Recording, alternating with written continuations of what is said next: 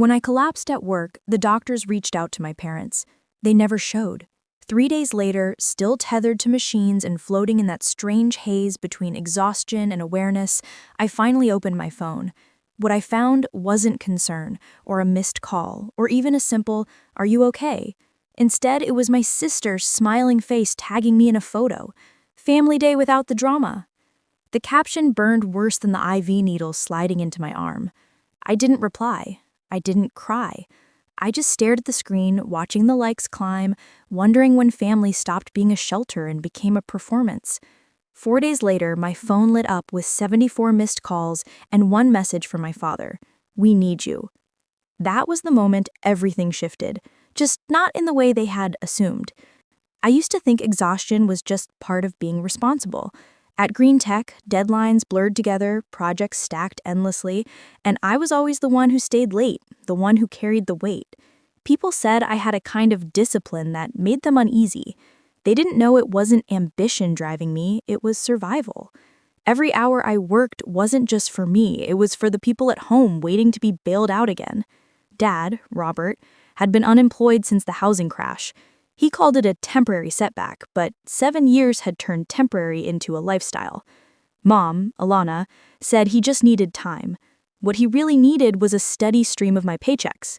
My sister, Marissa, the family influencer, was always launching some new project, a wellness brand, a podcast, a candle collection.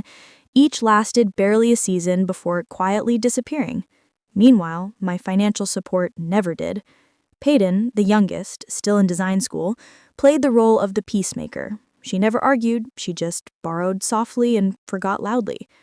To the outside world, we looked flawless. Holiday photos with matching sweaters, posed laughter, coordinated smiles.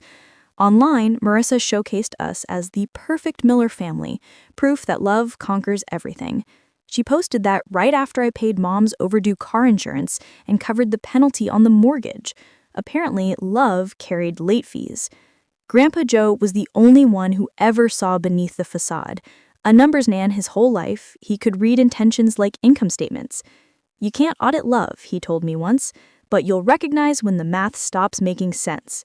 He warned me gently that my parents had started treating me less like a child and more like a financial safety net. I didn't want to believe him. I was raised on the idea that loyalty could fix anything. So I kept fixing. I smiled when I shouldn't, paid what I shouldn't.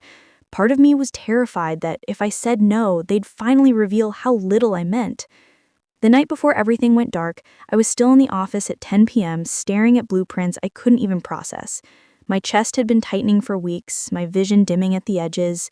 I kept telling myself it was stress. It wasn't. Just before I packed up to go home, a text from Marissa popped up. "Can you cover my rent? Promise I'll pay you next month." I typed a response, erased it, typed again. "Sure." That was the final message I sent before the floor rose up and swallowed me. Hospital lights were too bright, too clean, like they were trying to scrub away what happened.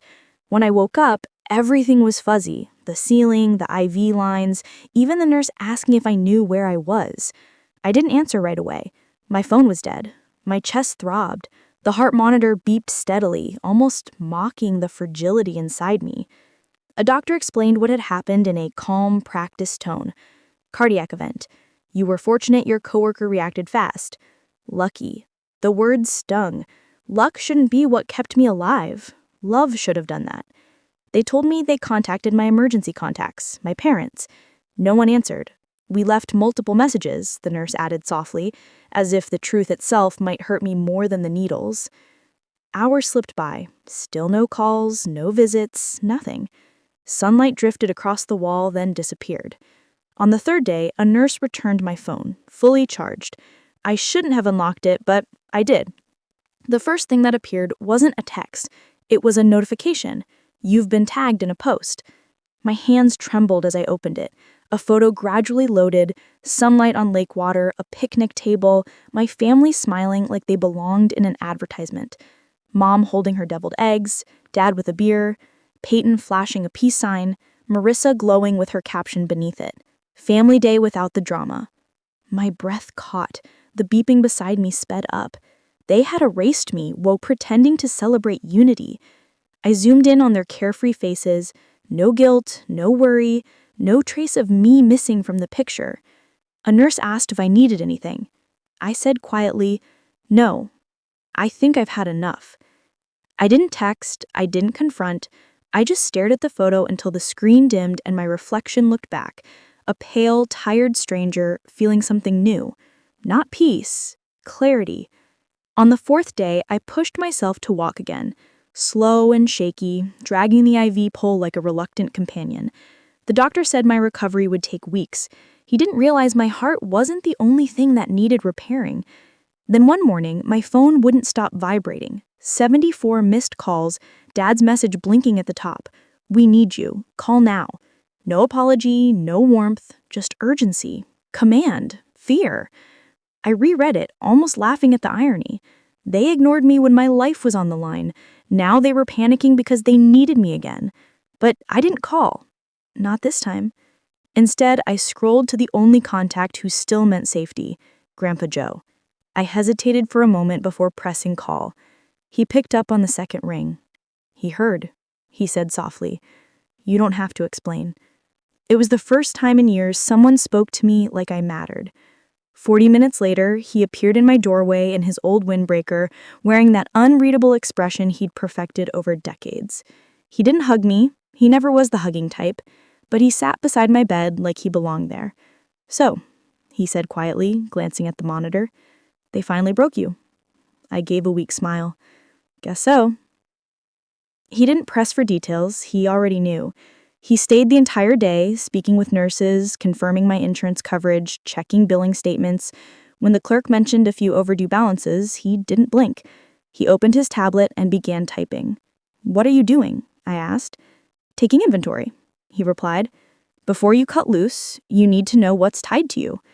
We went through every account, checking, saving, subscriptions, automatic transfers, credit lines attached to my name. I felt sick watching the numbers spill out. Weekly payments I barely remember authorizing. Merce's loan, Peyton's rent, Mom's insurance, a utilities bill for a house I didn't live in. "How did I let this happen?" I whispered. "You mistook obligation for love. They mistook you for a solution. Different equations." That night, as the hospital quieted and machines hummed like low prayers, Grandpa Joe showed me how to shut each connection down, not for vengeance, for survival. He drafted a clean spreadsheet, printed out every recurring payment, and handed it to me like a blueprint out of a burning building. "Tomorrow," he said, "we start with the bank." I barely slept. The family photo kept looping in my mind, their smiles, the bright sunlight, and the faint beep of the monitor counting down some invisible clock. The next morning, I called my bank from my hospital bed. The clerk recognized my voice instantly. I'd always been the dependable one. By noon, the automatic transfers vanished. Marissa's account removed. Peyton's rent canceled. Mom's insurance unlinked. Each confirmation felt like a breath returning to my body. By evening, the messages started pouring in. "Mom, we just heard. Why didn't you tell us?" Peyton, "Please talk to us. It's all a misunderstanding." I ignored each one. Grandpa Joe read his newspaper beside me, pretending not to notice. "Feeling guilty?" he finally asked. "A bit," I admitted. "That'll fade," he said, folding his paper. "Guilt is the fee good people pay before freedom." The next morning I was discharged. Grandpa Joe drove me home, steady as ever. My apartment felt unfamiliar, like the walls were holding their breath. I unplugged my phone, set it aside, and stared out the window for what felt like hours. Then a vibration broke the stillness. Dad again. "This is serious. Call me now. Everything is falling apart." For a second, I almost felt bad. Almost. They had mistaken my silence for submission. They had no idea silence was just the sound of me reclaiming my life. 2 days later, I was back at Grandpa Joe's place in Portland, a small one-story house that smelled faintly of coffee and old wood. He'd cleared the dining table, spreading out files like a general preparing for war. The afternoon sun slanted across stacks of papers, payment histories, account statements, insurance letters. My financial fingerprints across years of quiet enabling. Every story leaves a paper trail, he said. Yours just happens to be in dollars. He wasn't wrong. By the time we finished, the picture was clear. I hadn't just helped them. I had been financing the illusion of their stability. Without my income, everything they'd built, the image, the comfort, the control, would collapse. And it did. The calls doubled, my voicemail filled with my mother's careful voice, sweet on the surface, sharp underneath. Ava, honey, we didn't know you were in the hospital. Why didn't you tell us sooner? Then softer, almost a whisper. Your father's worried about the mortgage again. Worried, not sorry. Marissa's texts came next. Screenshots of her empty account, dramatic crying emojis, and one message that read, "If you don't fix this, I'll lose everything." I stared at it for a long time before replying with a single word, good. Then came Peyton's attempt. "I'm not like them," she wrote. "Please don't punish me for their mistakes." I almost laughed. She'd said the same thing when I'd co-signed her lease last year. Grandpa Joe was watching me scroll, the corner of his mouth twitching like he'd seen this movie before. "They're not calling because they care," he said. "They're calling because they're cornered." He was right again. The next morning, a car idled outside my apartment building. Robert Miller, my father, sitting in the driver's seat, staring up at my window. He didn't text. He didn't come up. Just waited like a debt collector waiting for a confession. I didn't go down. That afternoon, a new message arrived. "You're about to destroy everything we built. I hope you understand the damage you're causing." Everything we built. I read it twice out loud, just to taste the absurdity of it. I showed it to Grandpa Joe. He just nodded. That sentence says more than he ever meant it to. And then came the video. Marissa uploaded it that night. A slow, emotional walkthrough of our childhood home, now empty. The camera panned across bare walls and scattered boxes, her voice trembling. "They took everything," she said, "and guess who let them?" The video cut to a photo of me, smiling, cropped from a family Christmas years ago. The caption, "Sometimes blood doesn't mean family." The comments exploded. Sympathy, pity, judgment. Influencers reposted it. My inbox filled with strangers calling me ungrateful. Grandpa Joe watched the whole thing in silence, then stood up, pulled his phone from his pocket, and made 3 calls. Within 48 hours, we had every document: mortgage papers, loan defaults, late fees. They'd used the house equity to pay off Marissa's credit cards and Peyton's business venture, a boutique candle studio that never opened. I didn't even have to expose them. The math did it for me. Still, I filed the fraud report. Grandpa Joe and his lawyer, Mr. K. Line, helped prepare a cease and desist order. No contact, no impersonation, no financial claims. We sent it through certified mail, 1 to each of them.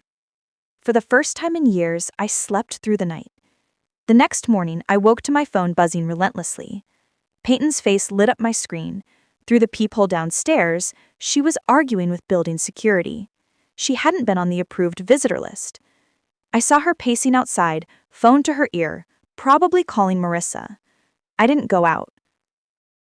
Later, Grandpa Joe showed up again, holding a thick manila envelope. "They've done something stupid," he said. Inside were printed email exchanges between my parents and a small law firm. I scanned the text once, then twice. They were looking into legal guardianship over me. I read the header out loud. "Emergency petition for temporary conservatorship." Grandpa sighed. "They'd tried this before with your uncle years ago. Didn't work then either. But this time, it could have, if I hadn't already moved everything under the trust he'd created. If my doctor hadn't written statements verifying my stability. If my HR department hadn't sent confirmation I was on medical leave, not termination. By the time they filed, our preemptive paperwork had already hit the courthouse. Their motion was dead on arrival. Still, they didn't stop. Marissa posted again, this time in tears. Her mascara ran down her cheeks as she spoke into the camera. Mental illness doesn't always look like what you expect, she said. Sometimes the people you love push you away. We're just trying to help her before it's too late. Her followers flooded the comments with sympathy. I'm praying for Ava started trending. But social media has a short memory and an even shorter fuse. Someone found her old family day without the drama post and stitched it beside her crying video. So where was that concern when she was in the hospital? The caption read. The tide turned overnight. Screenshots surfaced. Marissa's brand deals, her sponsored posts during the week I was hospitalized, her tweets mocking toxic siblings. Peyton's Etsy page was bombarded with comments. My father's brokerage clients pulled out. Even my mother's Facebook was filled with strangers demanding answers. By Friday, the family's online empire had collapsed faster than their finances. Grandpa Joe handed me his coffee mug. You didn't have to lift a finger, he said. The truth handled itself. At night, a single text arrived from my mother. Please, can we talk? I stared at it for a long time, thumb hovering over the keyboard. Then I locked the screen and set it face down. Across the room, Grandpa Joe was reading. You okay? He asked. Yeah, I said quietly. Just done. But they weren't.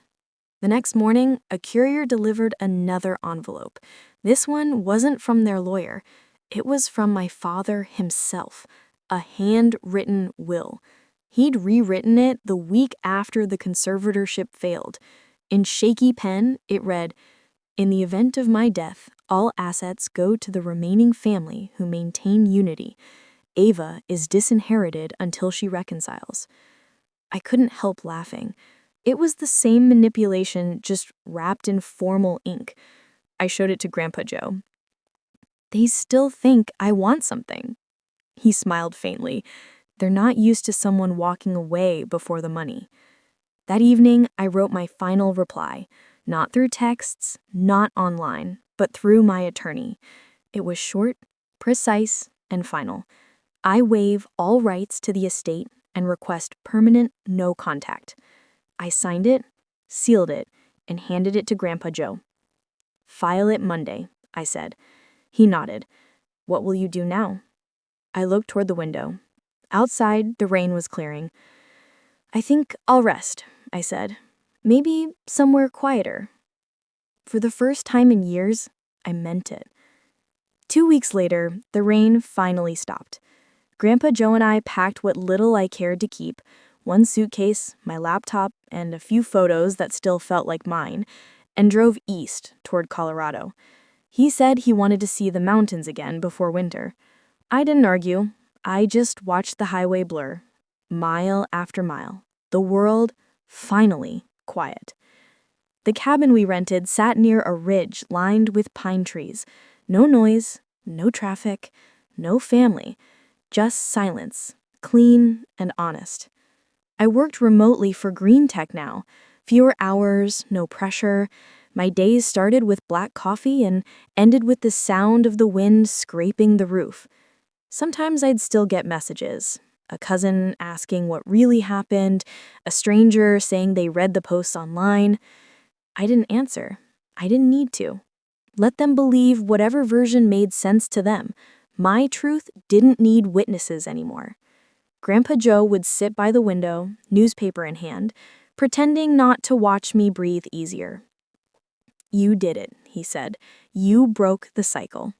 I smiled. It only cost everything. He chuckled softly. That's the discount price. And he was right, because what I gained was worth more than all the apologies, all the inheritances, all the forced family photos combined. For the first time in my life, I wasn't the provider, the fixer, or the daughter who owed everyone. I was just Ava, alive, unowned, and finally free. I used to think silence meant defeat, that walking away was the same as giving up. But now, I know silence can be a choice, a border, a kind of peace that doesn't need anyone's permission. My family still tries to reach out through other people, testing if I'll break the quiet. I never do.